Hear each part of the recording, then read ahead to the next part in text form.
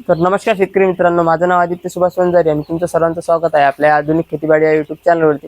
तर तुम्ही साईडनी पाहू शकता की आता आपल्या फार्मवरती 7000 चिक्से आलेले आहेत। तर आपण काय करणार आहे की तुम्हाला म्हणजे पहिल्या दिवसापासून शेवटी लिफ्टिंग पर्यंत म्हणजे आपण या फार्मवरती आपण ह्या पक्ष्यांचं संगोपन कसं करतो, आपण या शेडचं मेंटेनन्स कसं करतो, तर याबद्दल आपण व्हिडिओच्या माध्यमातून तुम्हाला सविस्तर माहिती देण्याचा आपण एक प्रयत्न करणार आहे। तर तुम्ही जरी आपल्या यूट्यूब चॅनलला जरी सबस्क्राईब केलं नसेल तर आपल्या यूट्यूब चॅनलला सबस्क्राईब करा आणि बेल नोटिफिकेशनला सुद्धा ऑन करा। तर काय होतं की आपण पक्षी आपल्या शेडवरती आल्यानंतर आपण पहिल्या दिवशी पक्ष्यांचं संगोपन कसं करतो, तर याबद्दल आपण हा व्हिडिओ बनवणार आहे। तर काय होतं की ज्या वेळेला आपल्या फार्मवरती पक्षी पहिल्या दिवशी येत असतो तर त्या वेळेला आपण अशा प्रकारे आपण पक्ष्यांना गुळ पाणी देत असतो।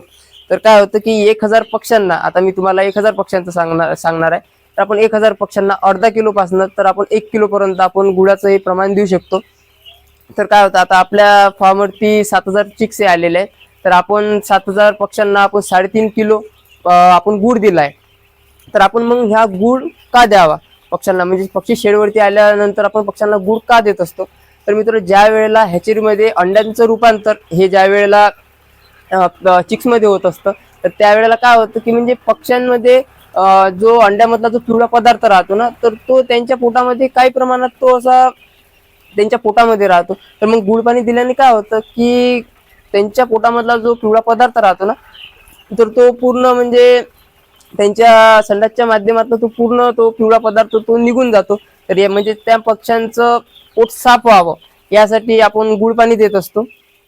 तर मग गुळ पाणी दिल्यानंतर मग शेतकरी काय चुका करतात की म्हणजे आता पहिल्या दिवशी आपण पक्षी आल्यानंतर आपण गुळ पाणी तर देतो, तर मग आपण काय करतो की गुळ पाण्यासोबत आपण अशा प्रकारे म्हणजे फीड देत असतो। तर तुम्ही काय करा की म्हणजे आपल्या फार्मवरती पक्षी आल्यानंतर काय करा की म्हणजे तुम्ही गुळ पाण्यासोबतच तुम्ही फीड देऊ नका। म्हणजे पक्ष्यांना काय करा की 2 तासानंतर म्हणजे आता 1.5 ते 2 तासानंतर तुम्ही पक्ष्यांना अशा प्रकारे तुम्ही फीड देऊ शकता। तर काय होतं की जरी म्हणजे पक्ष्यांना जरी म्हणजे गुळ पाणी दिलं आणि त्यानंतर तुम्ही तेव्हा जरी फीड ठेवलं तर काय होतं की पक्ष्यांचं म्हणजे जे पोटामध्ये जे पाणी तर पितात पण फीड पण खातात। मग आपण गुळ पाणी का देतो, कारण की ज्या पोटा म्हणजे जे हे गुळ पाणी दिल्यानंतर त्यांचं जे आपण पोट साफ करण्यासाठीच आपण गुळ पाणी देत असतो आणि तेव्हा जर तुम्ही जरी पक्ष्यांना जरी फीड दिलं तर त्या फीडचा काहीही फायदा होत नाही, ते संडासच्या माध्यमातून ते पूर्णतः ते निघून जात असतं। तर मित्रांनो, हा व्हिडिओ तुम्हाला कसा वाटला तर हे तुम्ही आपल्याला कमेंटच्या माध्यमातून सांगा आणि असेच नवीन माहितीपूर्ण व्हिडिओ पाहण्यासाठी आपल्या चॅनलला सबस्क्राईब देखील करून घ्या।